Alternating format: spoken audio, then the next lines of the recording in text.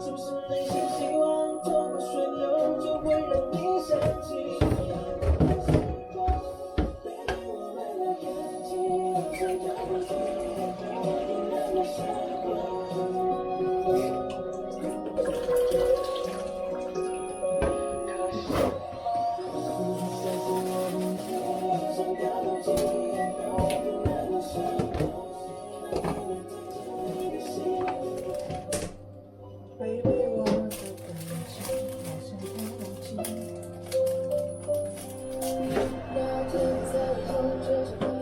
？Mời nha.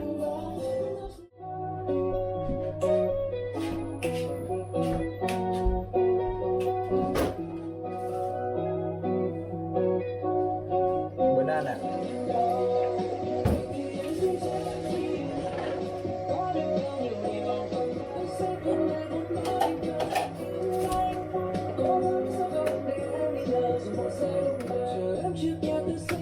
Chiều tối mình cảm thấy luôn ngược nắng như là đường xóm biết anh tê em thế mà không buồn chỉ cho tôi thấy thế thôi anh dành cho anh nghĩ thế thôi mùi hân bọc và bước kế tiếp anh lại gần hơn chút đó nha rồi ngày anh cuối cùng Cà phê G bảy.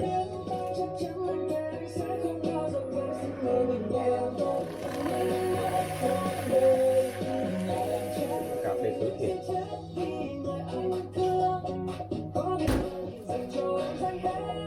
Tình anh mang một đời đừng làm trái tim anh đau.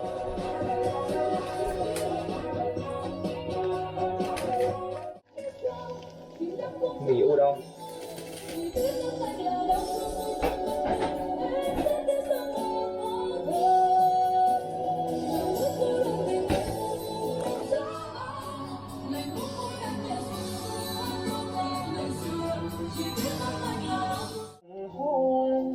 Gió núi theo sàn rũ hoa trinh nữ không mặn mà bằng ngàn hồng kiêu sa như loài hoa viễn khét lá ngây thơ.